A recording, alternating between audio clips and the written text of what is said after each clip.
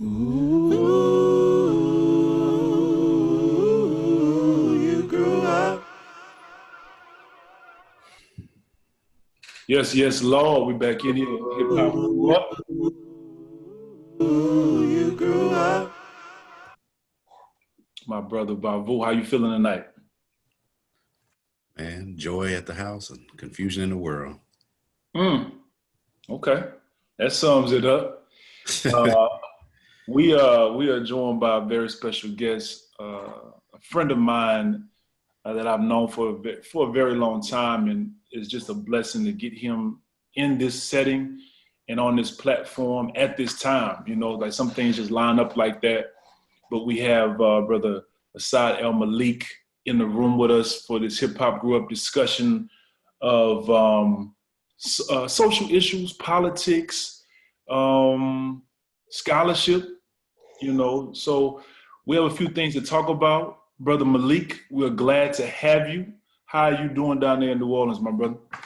I'm good, brother. Thank you guys so much for inviting me on, man. I'm excited to be here and have this discussion with intelligent Black men about some very serious and concerning situations as it relates to politics and everything that's going on in this world, man. So I'm just happy to build with you, brothers. Indeed, indeed. And that's how I love how you said that, because that's the framing for what this particular one is. It's a building session. Just so we can kind of like set up the intersections. Just a little background. Brother Malik and myself go back 20 plus years to the spoken word and open mic culture and community there in New Orleans, Ebony Square being one of the main places. I remember, I want to say a few years back, maybe 7, 8 years, you did a reunion, right? I did. The Yeah. reunion was beautiful. I hadn't done spoken word in a long time, but that night I just got up there and did something because it was what it was supposed to be, you know, family in a place. But we talked a little earlier, and you told me I'm not doing the spoken word or the open mics and all that stuff as much or at all for that matter. Rather it's family or rather it's career interests and things like that. But something interesting that you said to me was that as a young man, the poetry was your way to ask questions and to push back, to rebel, to spill confusion, maybe cause some confusion. But as you've matured, as hip hop has grown up for you, you found that there were some other ways for you to express yourself. Can you touch on that a little bit about where your journey has taken you as a writer? So I did spoken word, I guess, till I was about 30 years old. Then I got married, had some children, and I tried to do it again, maybe around 35. I'm 41 now, and it wasn't the same. But brother Sadiq Kali, who was one of my poetry mentors, he told me one time. He said, "Creative people create." And if you know anything about Sadiq, he is now like a famous photographer. Here he is, one of the most prolific spoken word artists who doesn't do spoken word anymore. He is now a prolific photographer. So when he told me that, it kind of, touched a special place in me. It's like, well, I don't just have to write spoken word. I mean, there's other things that I can do. So I actually went back to graduate school, not because of that, but I went back to graduate school and I got into research. My area of study is intercultural studies, intercultural relations. And I wanted to kind of study culture, not kind of, that's what I do. I study culture. I'm an ethnographer, a researcher, qualitative researcher, and currently working on my PhD. So the writing never left. It just transformed from writing about writing spoken word into writing ethnographies and research papers and books. One of the first artistic books that I wrote, or the first artistic book I wrote, was a history of African American Muslims, starting with proto-Islamic organizations all the way to the Nation of Islam to Sunni Orthodox Muslims like myself. So the writing remained, and for instance, during ethnography is about a deep, thick description of a people. So it's not just saying people do X, Y, and Z. It's a very descriptive writing. So the the art is still there. I'm allowed to still use adjectives and metaphors and personification in certain ways, but it's also for a more of an academic audience. Yes, sir. I'm very familiar, as is Blake's. I know in my scholarship, the ethnography that I've been exposed to, you know, that's about tasting the people's food. You know what I'm saying? Walking in the rain with the people, sleeping with the people. You know what I'm saying? So that's a very deep dive into culture, and being that you are a son of the NO, I know that culture reigns supreme. And then also the point that you made about how you're writing and thing. I tell Bavu this all the time, writers write. You know what I'm saying? And we tell each other that, because it's easy for artists to get caught up in the idea that whatever you started writing, however you started expressing yourself, is what you're supposed to stick to. And it just doesn't happen like that. You know, for some people it may, but you're going to learn to express, and you're going to have desires to express yourself in different ways. And what I learn to do is just to not rush anything. I may still write a poem every once in a while. You know, I may still write a song every once in a while, but my writing became lesson plans and essays and you know what I'm saying, and editorial type of things, and this type of writing. This is writing. We freestyling it, but this is writing. This is text. This is lit. But yeah, Vu. What did he cross your train tracks when he was talking? Because I could tell when he was talking. I thought of a brother here named Dr. Anthony L. Brown, who's the first person I ever heard talk about a qualitative ethnography. And I thought about how at the core of that is really storytelling. Am I right about that? Absolutely right. At the core of that, it's storytelling and allowing people to tell their own stories, you know. Right. Even the hunted get to add that, you know, lion's perspective. There it is. Right. That's often omitted the lion's share of the time. And of course, we're talking about creation and writing, and it took me to that Toni Morrison quote about the time when artists go to work, and there's no time for despair, no place for self-pity, no need for silence, no room for fear. We speak, we write, we do language. That's how civilizations heal. I'm like, is it? Because it's a beautiful quote, makes me feel powerful. But I'm really tapping into, I was talking to my wife today about, like, whatever these projects are we're working on, whatever creative stuff that we're working on, you know, how do we make sure that we work in kind of our deepest concerns and feelings even into those projects, you know, because a lot of people are searching, you know, right now, especially want to express pain and frustration, or go give somebody else, you know, a sad face emoji. Like, I'm with you, I'm sad about what you're experiencing. But ultimately, I still see just that separation that's always been there, you know, between what I call the Joneses and the others. And that's on my mind today. And we look for different solutions. And I really like the way the brother that's with us tonight really took us back to the fact that whether it's the Cowboys or the Redskins, you know, ultimately the NFL wins. And that's kind of one of the things I walked away with from the piece you wrote. So I definitely want to talk about that piece, because as Easy said, you didn't waste a lot of words. You got right to it. You didn't take up people's time. I think on Medium, it'll tell you it's a 7-minute read, you know? Yeah. It says usually you go on Medium, it's like, it's a 99-minute read, you know? So I appreciate it. Yeah, I appreciated that. I appreciated that it was lean, you know, it was lean, and you made some strong points there that I don't want to speak for you, but I definitely wanted to talk about that piece you wrote. Yeah. Oh, definitely. Well, if y'all want to get into it, we can get into it.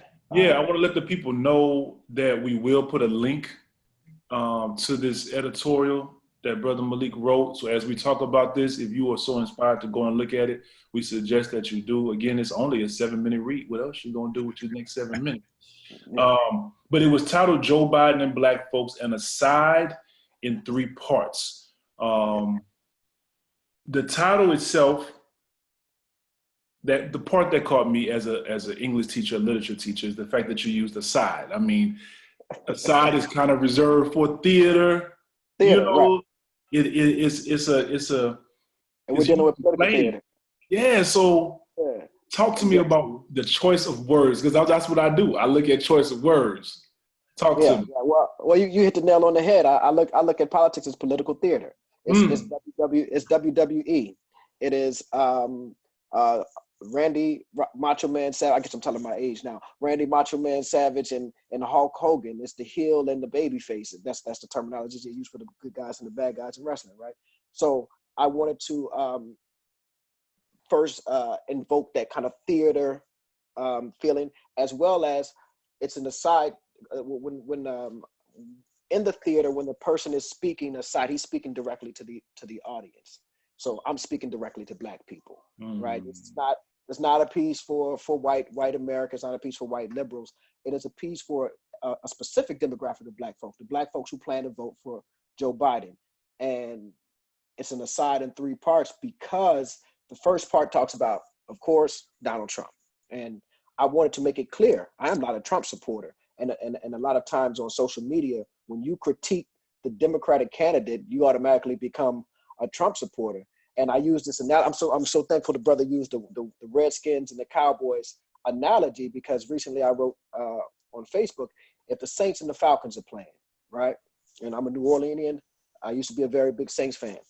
Okay, Drew Brees throws an interception. We're like, damn, Drew, you gotta get more focused, man. You gotta watch that. Or the running back drops the ball, or somebody misses a tackle. We are very critical of them, but at no point do we say we're rooting for Atlanta. At no point do we say we're rooting for Atlanta. We are critical of our team because we want them to do better, because they're the team that we are supporting, right?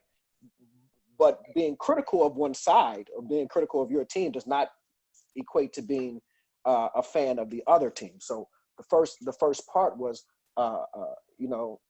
me going after Trump, giving you all the negativity that I think Trump, all of his racism, his xenophobia, his white supremacy, his sexism. I think in one part I said he has he has created a menage a trois between white supremacy and Wall Street, with a whole lot of guns. And pea grabbing, right? I am not a Donald Trump fan. So I wanted to make that clear in the first part. However, I am not necessarily a fan of Joe Biden either. Right. But because of the way the system is set up, we have to pick a side. And I will encourage African Americans to vote for Joe Biden with this caveat: vote with a platform, or vote requiring him to present an agenda that addresses the concerns of Black people. Mm-hmm.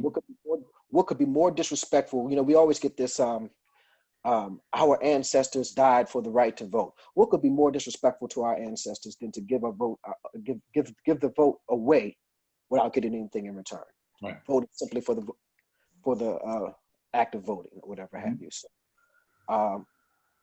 I don't know if you want to get into the specifics of Joe Biden's piece. Yeah, well, I think I was mentioning that Revolt TV did a summit last summer in Atlanta, and Killer Mike had some similar sentiments, man. He T.I. and Candace Owens were in a heated debate on this particular panel. And Killer Mike just sat back for about 30 minutes with his arms crossed. And then he said, all right, let's settle this down. He said, let's settle everything back down. He said, what we're looking at is 2 freed slaves arguing about whose master is better, right? And that just kind of calmed everybody down. And he said, T.I., my big brother, and I'm about to check him too. Like, the point is that we need to have an agenda, a bulleted agenda.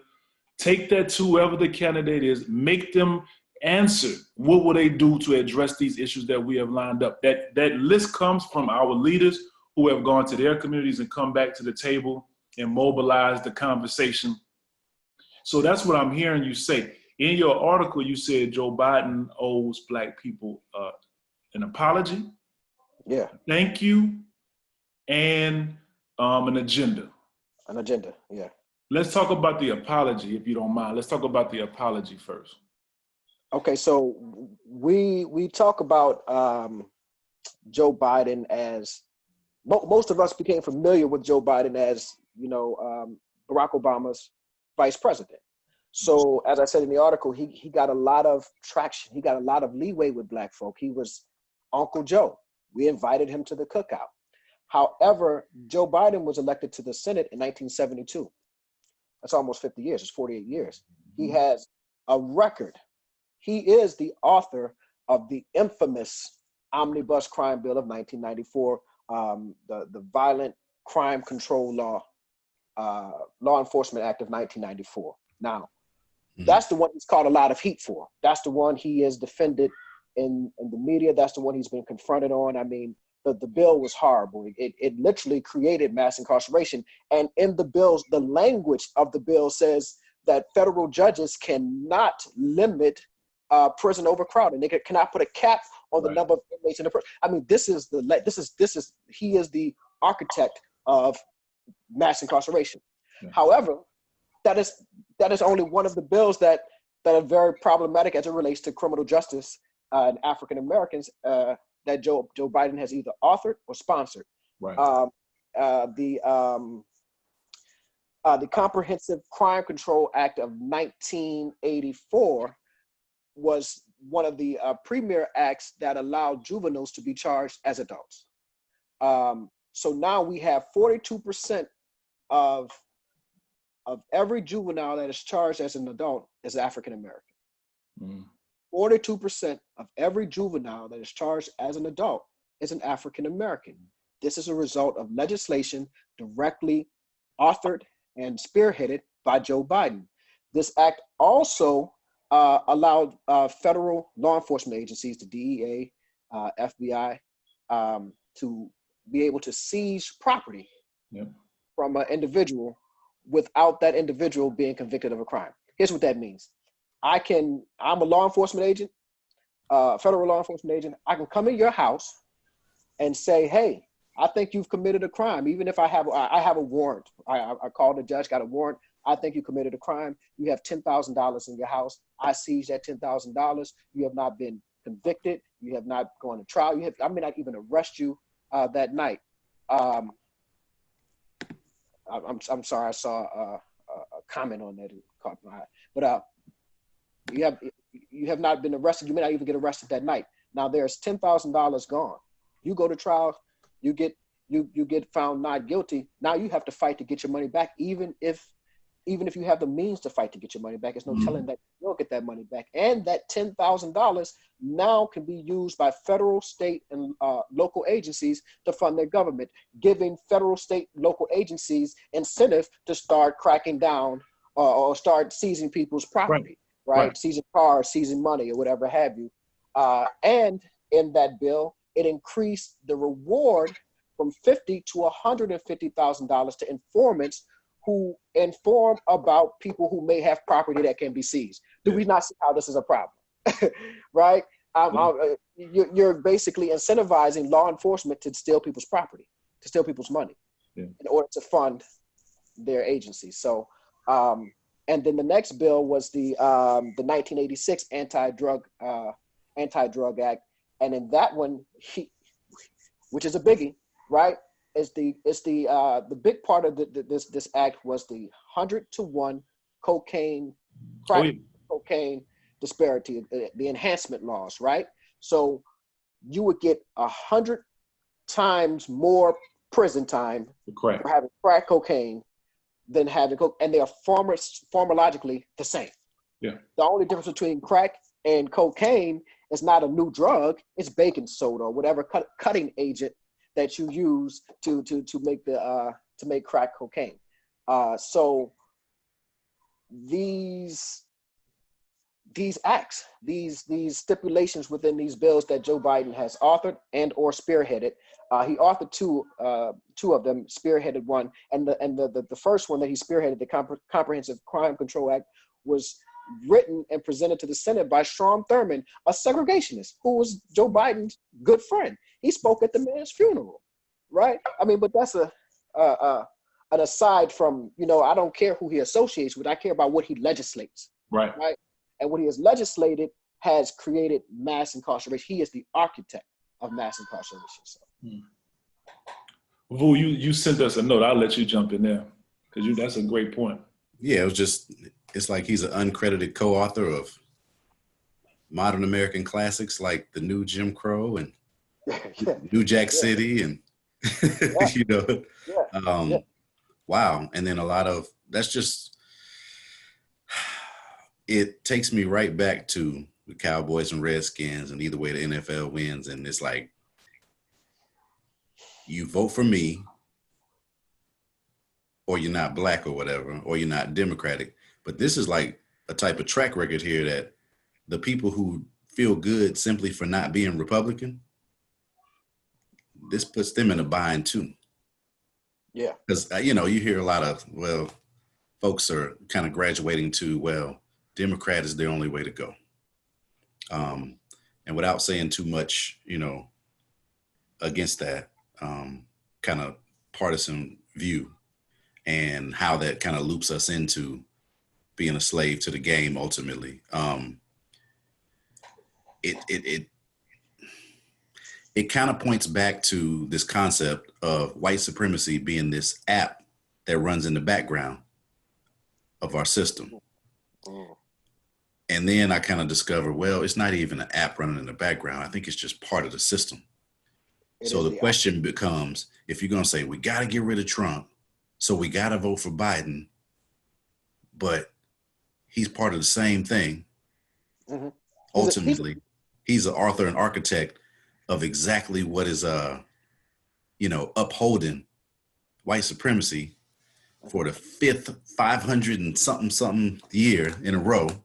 From 1492 to present, every single day. He's one of the people who really locked it down to where, frankly, a lot of these folks who are having these awakenings now because of what's showing on the screen and not just in the background. And I'm talking about, videos of murders and, the knee on the neck and all of this stuff. The people who are getting upset now, a lot of them are the people who got upset that day Trump got elected, and some of us are sitting in a position like, well, come on in or whatever. And not in terms of an invitation to a picnic or whatever, but more like in terms of, okay, welcome to level one, right? Right. So if we're saying either way the NFL wins and that's a level one understanding, I got to quote Young Jeezy featuring Manny Fresh and say, and then what? Then what? So we know this, then what? And that's what agenda, the piece where you said, he needs to come with the black agenda. Yeah. You apologize. You acknowledge that you are the architect of mass incarceration, which I doubt he would ever articulate or admit. But those in the know, anyone who is, I'm not going to say anyone, because some of the things that I read in your article were news to me. I understood his role that he had played in legislature that was problematic, but the way that you just explained it and the way that you explained it in your article, Brother Malik, was like a laundry list. Yeah, it was very damning, man. Like when you're considered the person who is perpetuating this caste system, when it was on its, see what happens in this country is it's a cycle, right? So it was on its hind legs. Like it was, we come and we fight and we get through civil rights, and the system is like, what are we gonna do now? And Biden was their genius. You see, they're evil genius, but they're genius. And that led you to say, along with an apology, he needs to have an agenda. And I think that's what Blake's is hitting at. And I think that's the question that really needs to be addressed in our community. What do we do now that we have this information on Biden? We see what Trump has given us.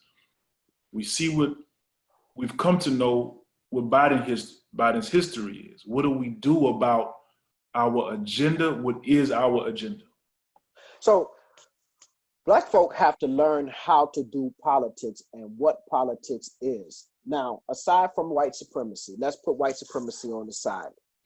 If you are a special interest group, a minority group, if you're APEC, the organization for Israeli or Jewish Americans, if you are the LGBTQ community, they have learned how to do politics. Politics operates on two principles. The first principle is this: we have no permanent friends, we have no permanent enemies, only permanent interest.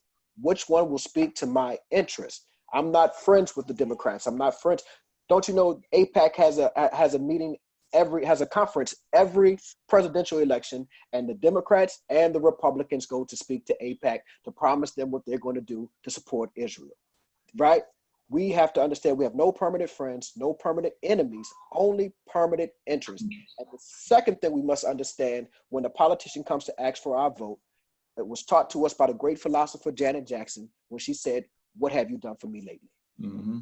That's how you operate politics. We need to make sure that someone is addressing our agenda, and we need to make sure that when they ask for our vote, that they can come back with tangibles and something that can be measured, not sweet talk, not hot sauce in the bag politics. And that's what we like. We like hot sauce in the bag. You know, Hillary went on the Breakfast Club.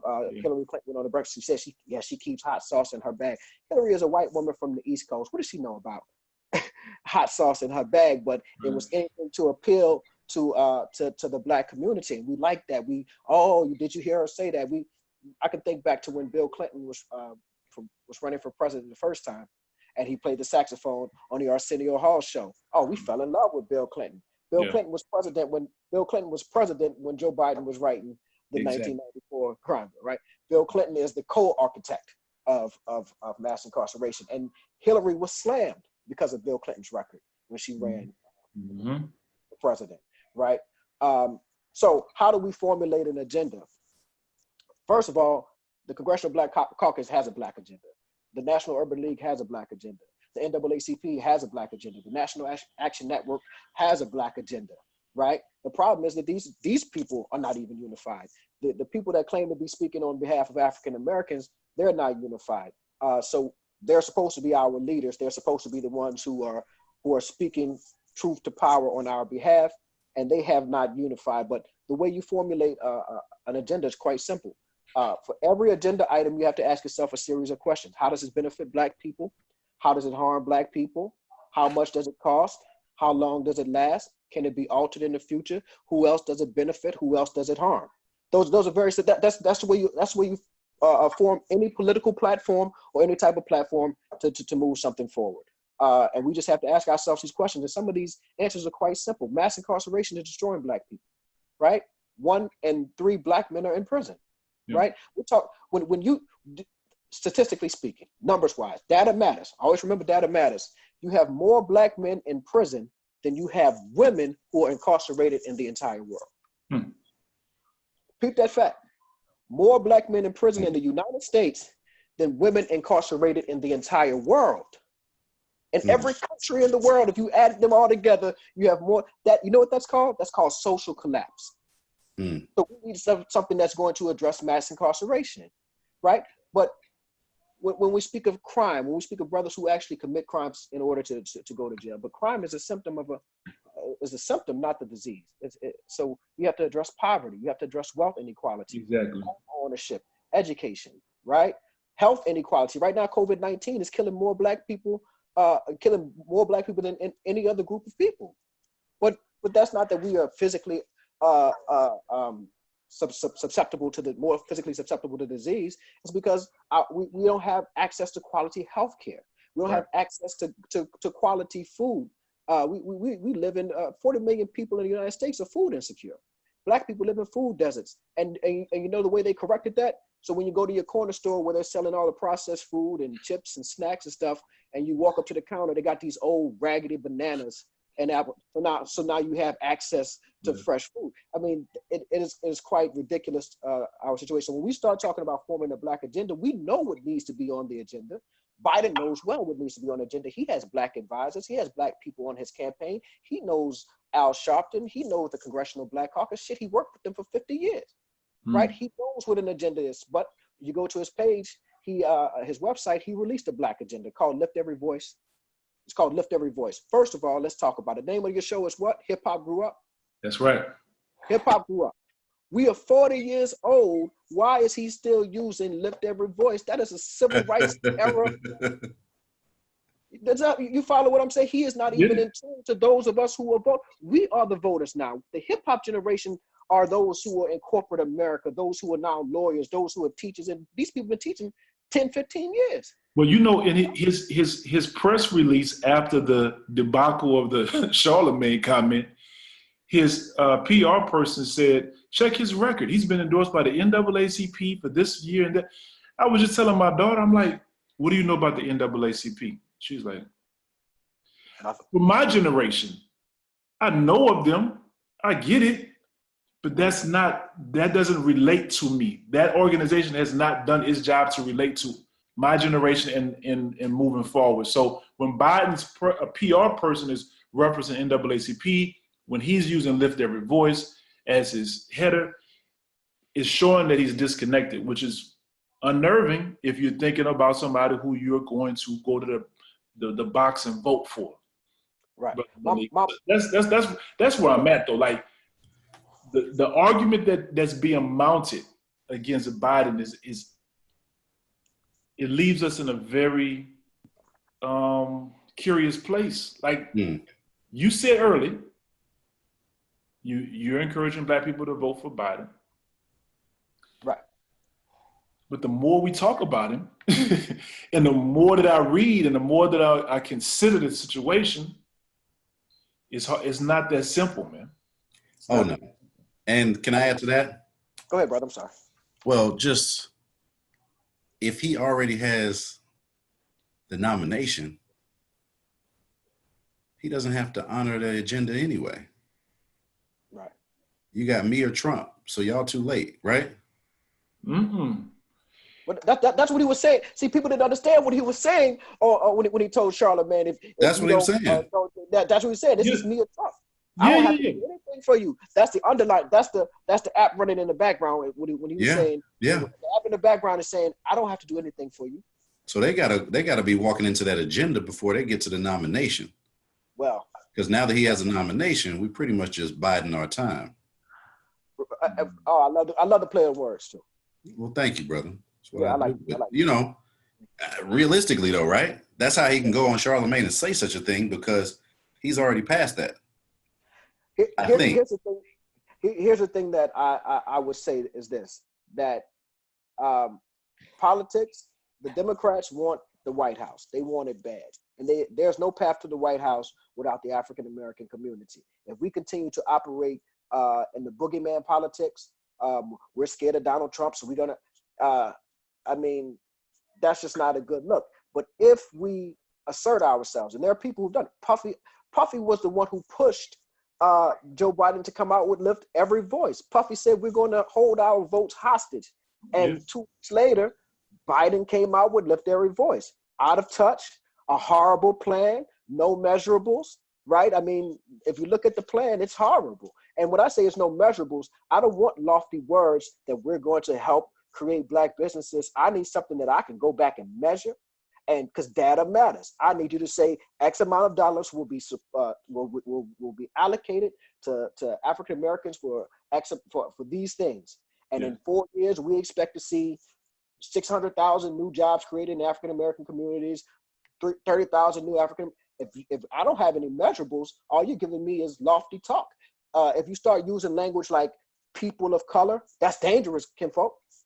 People of color is dangerous. If you start using a language like minorities, that's dangerous. A minority in America is anybody who's not a straight white male. We don't need minority help. We need race specific, Black specific policy, right? Because we are in a unique situation as African Americans. They know that. Right? You got to know that language they're using is intentional. Intentional. Yeah, intentional. But casting a wide net. There you go. His plan, Lift Every Voice, his plan talks about increasing funding for SBA. In 2014, under the Obama administration, Black folks only received 1.7% of all SBA loans, right? So even if you doubled that, we are still not getting any of our share with 13-14% of the population, right? So but with that being said, it was people like Puffy who pushed him, right? Puffy's not a strong political voice; he's a strong cultural voice. Right. Pushed Biden to come with an agenda. Now we must go back to Biden and say this agenda sucks, and we need a better agenda. We need a comprehensive plan with some measurables that will actually speak specifically to the Black concern, not people of color, not minorities, not women, not any other ambiguous terms. Yeah, you're right. And marginalized groups. We need something specifically for Black people, right? Mm-hmm. And so right now, again, the Democrats, they want the White House.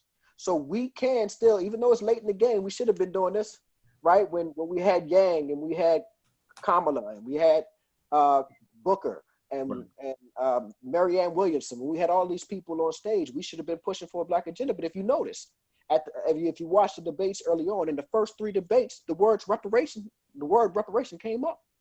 People with Marianne Williamson said, "I'm for reparations." Andrew Yang said, "I'll study reparations." Cory Booker said he was for reparations, right? So the agenda was there, but as they trickled down, they got us an establishment, centrist, moderate, neoliberal candidate. And he's not good. And the only way you can push him, the only way you get what you want is to push him. You have to push him. I'll say this one last thing. I believe it was FDR, and he was talking to A. Philip Randolph, and A. Philip Randolph had presented all of these agenda items for the Pullman porters and for Black folk. And Roosevelt said, "Hey," either it was Roosevelt or Eisenhower. I may be confused with my racist white men in the White House, but he said, "I agree with these things. Now go out and make me do it." So a lot of this agenda pushing is on us. Yeah. We have to go out. We have to make him do it. We have to force him into a clear Black agenda. So, yeah, and to address what you were saying, Vu, the fact that it's too late. The idea that it's too late. He's already the nominee. What will happen with Black folks, I know, is we just want to show up at the polls, and so right. Then that becomes a Trump vote. But it's not a vote that we put and pulled up for on our own. So that's what's going to happen, is that if Biden is not very, very deliberate about his next moves, it's going to be a low attendance at the polls, and that's going to hurt. And another thing that we cannot get caught up in, and I do believe he should have an African American woman as vice president, right? I believe Stacey Abrams. I don't like Kamala Harris. I believe she is, she's a prosecutor. She's a neoliberal. I know, but I believe that Stacey Abrams is of the people. However, that is not enough. Right. Putting a Black woman as vice president is not an agenda. It's just a figurehead. Yeah. We've had 8 years of a Black president, and Black people are no more richer, no more. The wealth gap increased, home ownership decreased. Do you know that the Black middle class is increasing, and that's a problem? The Black middle class is increasing. Why is the Black middle class increasing a problem? Because it's not people moving from the lower class or working class into the middle class. It is Black people with wealth being eroded, right? Black people who are multimillionaires or millionaires who have their wealth is being eroded, and they're moving into the middle class. We have problems. So we've had 8 years of a Black president, and I critique Obama like I critique Biden, like I'll critique Trump, like I'll critique whoever's in the White House, because I'm not a politician. I'm a citizen, and the number one job of the citizen is to hold elected officials accountable. Right. So, however, putting me a Black woman, although I want to see Stacey Abrams, I'm be frank, I want to see Stacey Abrams as the vice presidential nominee. However, that is not an agenda. That's not an agenda. Yeah. And your point about an agenda, it's going to be interesting to see if or when Biden steps up to speak on what's happened in Minneapolis,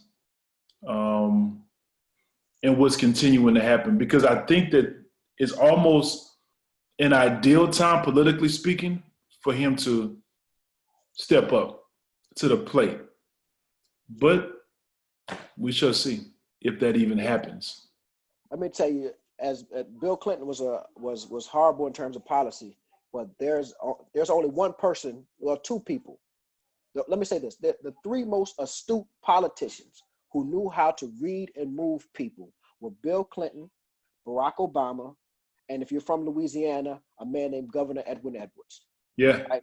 These people were gifted to be politicians. Barack Obama was a gifted politician. This man is brilliant, handsome, good looking. He knew how to code switch, right? Code switch. He knew how to talk to black people one way. He knew how to talk to white people the other way, and still appear authentic. And right? timing, bro, timing. When Trayvon Martin happened, he came, he said, that could have been my son. That's all. He said more, but he knew how to give you the quote. He knew what it would do.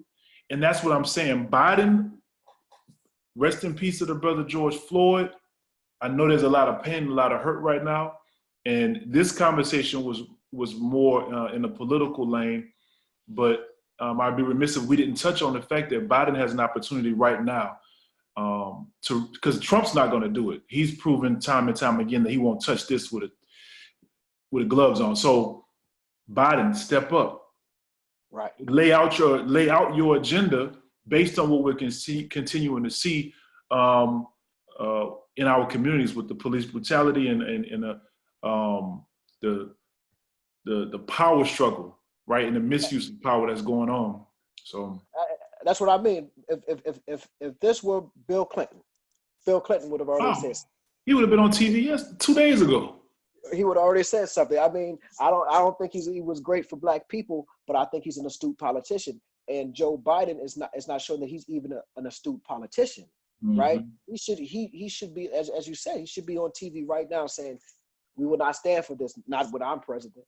Yeah. That let me tell you something. When 9/11 happened, the country was shook up. We had never been attacked on this soil. The last time the country was attacked was Pearl Harbor, and that's off in the Pacific. That's not mainland United States. So when those buildings fell, when George Bush went down to what do they call it? Ground zero. When he went down to ground zero and he had his hard hat on and all the Texas cowboy came out of him, he said, to all the people that are suffering, we feel you. And the people who knock down these buildings, they're going to feel all of that's leadership. That's leadership. That's when you seize the moment. And George Bush is a C student. We're not talking about an intelligent person. He's a C student.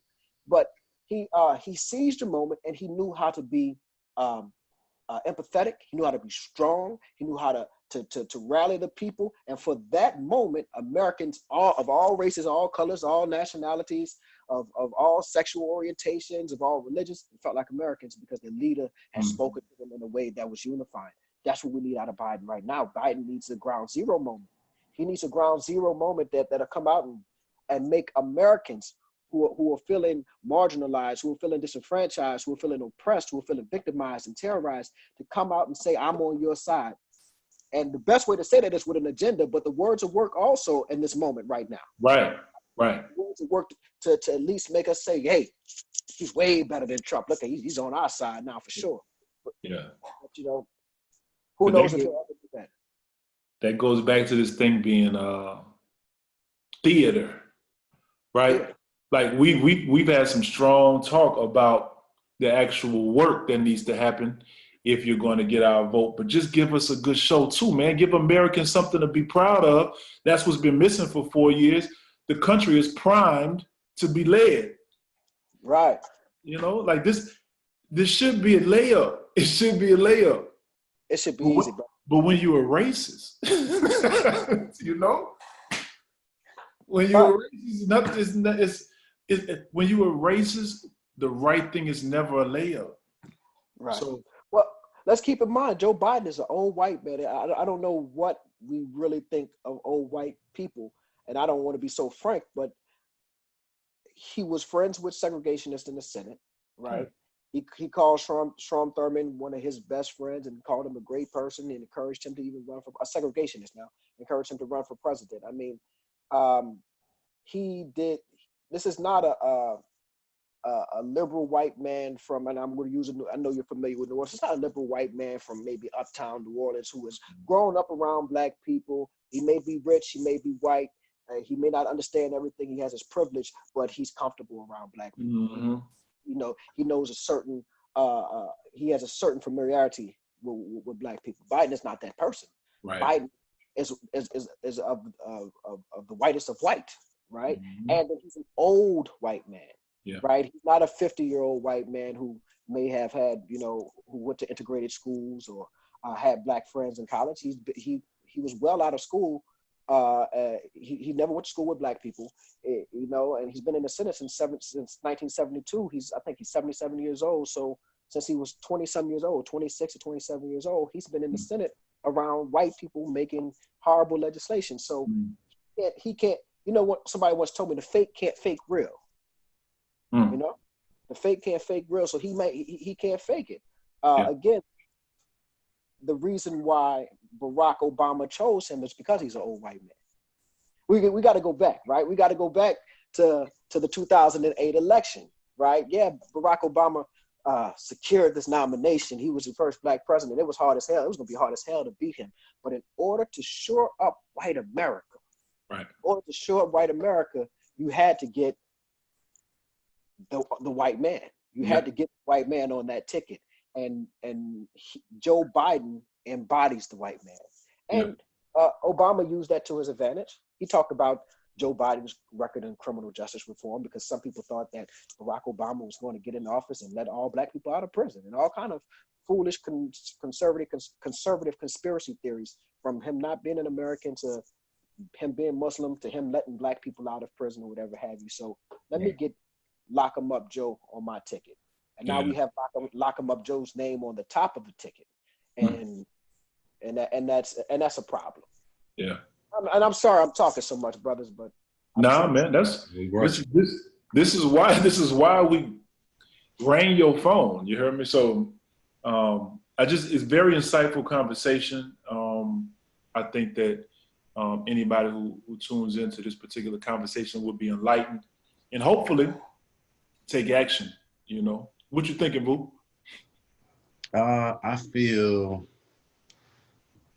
dissatisfied, apathetic. I feel like finding another place to live right this moment. I don't have any faith in Biden being responsive to a black agenda. Right. Which hurts to admit, but I'd rather speak the truth than make up some fancy answer. But at the same time, there's so much that I don't know. And so I'm listening and, you know, also trying to find things that I can learn about and grow. And I feel like this conversation is doing that for me because it's giving me perspectives from y'all who I know have thought through what you're talking about. But ultimately, when I think about Joe Biden, I don't know, puts me on kind of a go back to Africa mindset. And I'm sure it has to do with a larger context, but I'm just like, is this guy or this guy, like, golly, why did I got young kids going into this? bro. And usually with the blackest tar, like the swinging thing, man. You know, like we'll have Bush and then Obama and then Trump and then we ain't getting that. We're not getting that drastic swing this time, man. No. So, man. But yeah, that's rough. I mean, I hit a brother because honestly, I made a post earlier today on Facebook, and I'll go ahead and say it again here that my wife and I are planning on leaving the United States in November 2020. It's not a determining factor, but I know that either way, it won't be good for black people. I think another 4 years of Trump is dangerous because when in presidential politics, you have what you call a lame duck president. You remember when Barack Obama said, I have no more elections to win, and the people clapped, and he said, because I won them all. That a lame duck president can do what he wants. Yep. He can do what he wants. He has no more elections to win, so he's not worried about the next election cycle. I don't want to see a President Trump not worried about the next election cycle. I really think he doesn't give a damn one way or the other right now, but at that time he will be even more emboldened. So when as much as I criticize and critique Joe Biden, as much as I want to push Joe Biden, I do know that the alternative is far more dangerous because we can see it in the streets. The white supremacy has been emboldened. He has put that battery in its back, and he's pushing it. And I don't think people understand. I don't think Donald Trump even likes poor white people. He's never been poor in his life, and he talks all of this stuff. You know, this is a millionaire or a billionaire born from a millionaire, right? So, but he is definitely a racist, right? You know, but we remember in the hip hop community as hip hop fans, people wanted to be like Trump. You know, I met the Trump International asked for me, right? He hung with Russell Simmons. He hung with all of the young rappers or whatever have you. Trump is concerned about money, taking care of Wall Street and capital. Right? That's his main concern. Yes. But he is using white supremacy, white nationalists, and the redneck agenda in order to that's his base. And he's going to give his base what he wants as long as he can, so he can stay in power and to shore up his money. Because that is the root of Donald Trump's motivation. And I do not want to see 4 years of that. I don't. I think that is far more dangerous than a limousine liberal like Joe Biden. Joe Biden he's definitely going to shore up Wall Street because that's what limousine liberals, that's what neoliberals do. But he will hopefully have people around him that will not allow him to go too far in ways that will be destructive and more destructive and damaging than things already are. Trump is unchecked. He's out of control, right?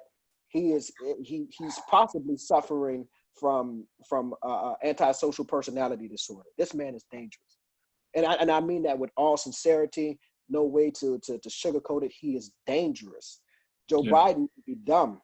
Joe Biden creates legislation that is horrible. But legislation policy, just like anything else, can be rewritten, right? Trump is on some other stuff, and that's why I say Black people still have to vote for Joe Biden. You're going to vote for Joe Biden holding your nose and maybe feeling like you're about to throw up. You're going to vote for Biden and go home and feel guilty. You're going to vote for Joe Biden and go home and look at your children and say, I did the best I could. I keep going with you, brother. Believe it. Yeah, but the fact of the matter is, if you don't vote for him and this other guys get in there, it could get far worse. But back to what the brother was saying, so I made the announcement on Facebook that my wife and I we're going to leave within a year or so. We have to get some things in order, but this is not really as it relates to Trump or Biden. We have been planning on leaving the United States because outside of politics, we just don't think it's going to get better for African Americans. We've had 400 years of a test. Can I interject? Yes. I just want to push back and say that does have to do with both of them, though. And I'm not saying they're responsible for it. Yeah. But I'm saying it's their job to uphold it. And what we've really analyzed in a lot of detail is about how no matter who wins, that's what's most likely going to happen. No matter who wins, we lose. Cowboys and Redskins. Yeah. NFL wins. Yeah. And that's just this. It's a hard pill to swallow. The nugget that I'm getting out of it, though, is that you better organize like hell to have an agenda on the table ready for whoever's walking in 2023 and ramping up. How do we still not get this?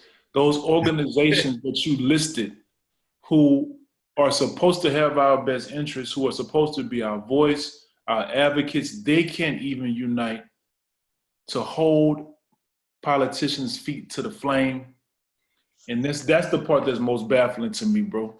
To be honest with you, I have no expectations for old white men. Let's be clear. I don't expect greatness from you. I don't expect empathy from you. I don't expect righteousness from you. But our community has yet to understand the significance and execute a plan to unite around these issues. And our division is killing us, man, literally.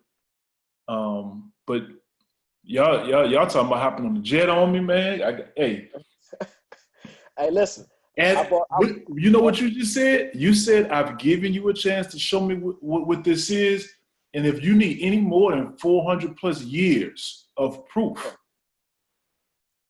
I'm not going to lie to you. I talk about it too. Let's put it out there. I talk about leaving this place too, man. Yeah. But, you know. Wow, you feel like a battered woman or something. Just keep going home. Oh man, brother, there's an excellent article, and I'll post it on my page. I've already posted, but I'll post it again. It's called "Black People Are in a Domestically Violent Relationship with the Democratic Party." That's what it is. That's what it is. And any other party being hosted in this mug. Yeah. That's what it is, man. But yeah, so I tell you one thing that I wanted to say is that 1996 election, the 2000 election, Black people actually were organized, and we had organizations that were pushing our agenda, believe it or not. However, what happened to Black America, the greatest thing happened to Black America as well as the worst thing that happened in America, and that was the election of Barack Obama. We gave Barack Obama a pass for 8 years. We were happy to have a Black president. We were elated. We were in love with the image. We did not hold Barack Obama accountable. And this is not Barack Obama's fault. This is Black America's fault.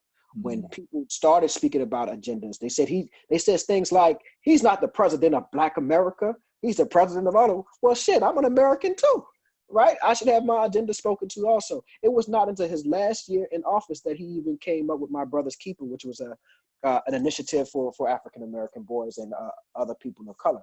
His last year in office, man, come on now, brother Barack, we love you. We appreciate you. We appreciate your beautiful wife and your beautiful children and all of the beautiful image. I mean, my children, both of my sons grew up with a Black president.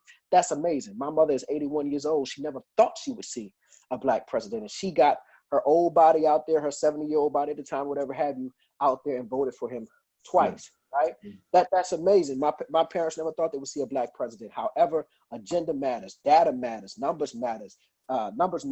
And under President Barack Obama, Black people didn't push him. We would just have we made excuses for him. The Republicans are trying to stop everything he's trying to do. Well, can we name exactly what he was trying to do for Black Americans, right? He came out under Trayvon, but again, let's go back. When he came out under Trayvon, he said that could have been my son. That was after being pushed. He went to when they shot Sandy Hook, he was there next day. Yeah. Right? Little white kids get shot, he's there. Black kids getting killed. And what he didn't understand is that they ramped up killing young Black men throughout the country during the 8 years of Obama administration because they was killing him by proxy. Yeah. You understand what I'm saying? Yeah. They couldn't get to him, so they was getting to us. And it ramped up on it. Think about when we start talking about Trayvon Martin and Mike Brown, that wasn't under Donald Trump. That was under President Barack Obama. Yeah. Right. So these killings took place, and what policy agenda did Barack Obama put in place to stop that? America will never have a Black agenda. This is what we're getting to. America would never have even with a Black president, you would not have a Black agenda. Right. Right now, you said something that was very interesting. You said Trump is upholding the redneck agenda. Yeah. And white supremacy agenda. The white supremacy agenda. Yeah. That agenda is healthy and well. We'll never have a Black agenda in this country, man. Isn't that sad? The people who labored in the field. Built it. Who built the country, right? When we talk about a capitalist society, we were the first capital, right? People counted their wealth by how many slaves they had. But here we are still the poorest, we're still the poorest, single poorest group of racial group in the country. Asians come over, and Asians have, a net worth of, 400,000 or whatever have you. And I'm not knocking Asian people for coming over and earning their money. White people have a great net worth. The only two real groups who are still struggling in poverty are Black people and Hispanic people, right? It's really sad that we are in this condition. How, again, will it change? I doubt it seriously. I've lost faith. I will be honest with you. You know, I grew up, I was a Martin Luther King loving, Malcolm X loving, and I thought we could revolutionize and change the world. And in 2008, when I saw Barack Obama, man, let me tell you something. 2008, when Barack Obama was elected, in 2009, my wife and I, we went to Egypt and we went to Tanzania.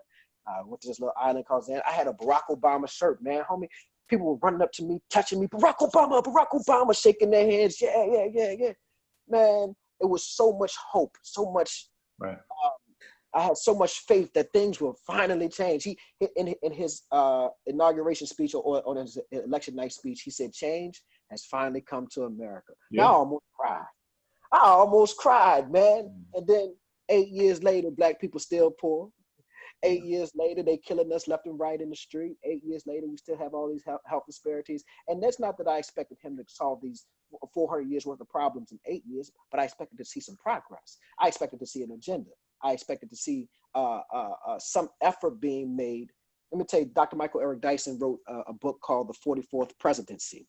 And in that book, he talks to a person who was part of the Secret Service who would, you know, protect Michelle and President Obama. And the Secret Service guy is quoted as Michelle telling Barack, "You got to take the black people's side sometimes." Think about that. Just think about the magnitude of that statement. You know, you got to take. So whose side was he taking before? The whole time, yeah. Man, you know, that's why I'm a Team Michelle, because see, Team Michelle is from the south side of Chicago. You gotta understand that Barack is African and white. And I know I love my African brothers and I'm about to go to the continent. But again, he doesn't share our lineage. He doesn't share the same history of slavery. That's fair. That's fair. He don't know nothing about Big Mama in the kitchen frying chicken. That's not his lived experiences. He grew up in Hawaii. Right. He grew up in some. But he was born to be a politician. He is a gifted and charismatic man. So, like you said, it all lined up. He didn't have to know about that to get to us because he had that gift. You know, to get on my soapbox a little bit, man, all we got to do is quarantine our money for 3 months and bring them to their knees. That's it. We built this place, bro. And we've never had our agenda addressed, created, executed, ever. And all it would take is for us to just quarantine our money for 3 months. They'll come begging and knocking down the door. What is your agenda? What do we need to do to make this right with you? Right. But the psychological work has been so great, man. It's hard to unlock that Carter G. Woodson that, bro. Yeah. Makes a lot of sense. Because even, you know, for where we stand, you know, economic undercast in an American context, my understanding is that if you just look at the black dollar, it's, you know, and if you position it as a nation, it's still one of the richest countries that you can find on earth. Mm-hmm. So that's interesting. Mm-hmm. Man, y'all gonna have me up tonight. A lot of layers to this one. But what I want to add to that, I want to add a caveat to that, complicate the narrative just a bit, is that we have money. If we collected our money and we have this, but are we producers? If you're not producers, so to take what Brother Charles is saying, we hold our money for 3 months. After 2 weeks, we done ran out of toilet tissue because we don't create our own toilets. Yeah, that's fair. Yeah, we don't produce food. We're not growing food in our backyard anymore. So we are not producers, even though we may have this, and that's part of the problem. Asian Americans are producers. They come here and build businesses. White Americans definitely producers. Hispanic Americans have come and they have replaced us as the manual labor in this country. Booker T. Washington, you know, at times they called him a sellout, right? At times he was a sellout. Right. Well, cast down your buckets, right? Take what you know, agriculture, work in fields, and use that. You become an indispensable part of the labor market. and we were at one time. Yes. You know, we were the maids, we were the You had laborers. to come see us, and we thrived. Exactly. But all of a sudden, Negroes went to Grambling, we went to Howard, we went to Dillard and Xavier, and now we want to be. It's fine to be a doctor. I'm a PhD candidate. It's fine. Yeah. But we need somebody that owns some land, because guess what? If the white man stops selling us food, we gonna starve no matter. You understand what I'm saying? Mm-hmm. So we have to be producers, and the Hispanic, our Hispanic brothers and sisters have come, and they have taken hold of that labor market, of that manual labor market. So when we talk about immigration, right? You know, and the intersection of people of color, I'm not a strong proponent of open borders. I believe Donald Trump has gotten that right. Well, why do you believe that? Because the unskilled labor market is where you find overwhelmingly represented by people of color, particularly Black men, and now Hispanics are coming into that field. So we have very little jobs, and they're now coming in, and we hate to say this, taking our jobs, but the numbers speak for themselves. My father grew up cutting grass. Cutting grass should be a Black man's thing. Who's cutting the grass now? You got Hispanics cutting grass. You got white boys opening up, who have the capital, opening up these large, gardening and landscaping businesses, and they have the Hispanics working. It's unfair. After post Katrina, who did all the building? Black folks were the builders. Who did all the building post Katrina? Yeah, it was our Latino brothers, man. I saw it. Right. But this goes beyond just politics to a little bit of a spiritual belief for me, because I work very closely with a Chicano brother in my group, Third Root. So I've had a lot of conversations and education on that part. But this is their land. You know what I'm saying? Like, this is the indigenous. So it's almost like the universe is going to have its way no matter what. You know what I'm saying? So that's another way of looking at that. No, you're absolutely right. It's called New Mexico for a reason. There's Arizona and California for a reason. Mm-hmm. Now check this out. We have gained what we talked about, repatriation, right? Going back to Africa. What have we gained here? We have gained a lot of skills in America. That is the reason why this year Ghana had the year of the return, right? Mm-hmm. Year of the return was 2019. Right? The year of the return. They had the year of return. Nigeria is about to have one. Rwanda is having one, and Rwanda is in East Africa. We didn't even come from East Africa, right? But what do they want? They want the educated class of Black folk to bring the skills and the knowledge that we have. They want the scientists, they want the engineers, they want the mathematicians, they want the builders, the architects to come and build our own land. It's our land over there. We talk about America being our land after being here for 300 years. Black folk have been on the planet for 200,000 years, 2 million years. In Africa, if this is our land after 300 years, then what is Africa after 3 million years? Right? So, and for the first time in history, since we have been sojourned here in America, our African brothers and sisters are saying, "Hey, this opportunity." Yeah, that is revolutionary. And it may not be all emotional, as in we want you to come home because we're sorry. No, they want us to bring the resources that we have, the intellectual capital that we have, and help build a society. It's Black politics. It's African politics. There you go. Going full circle of this conversation. Yeah. They're trying to conduct politics, which, as you mentioned, African Americans have yet to learn. So here we are, man. Hey, Brother Malik, kept you a little bit longer than I thought we would. I hope you don't mind. No, man, I enjoyed this, man. I could do this all night. We'll stay on here for a minute, man, but I do want to close it down and kind of round this out for our for this segment, so it doesn't go too long on the YouTube and everything that we post on. The link to Asad el Malik's article, Joe Biden and Black Folks, and Asad in 3 parts, will be in our comment section. Blake's, any closing words?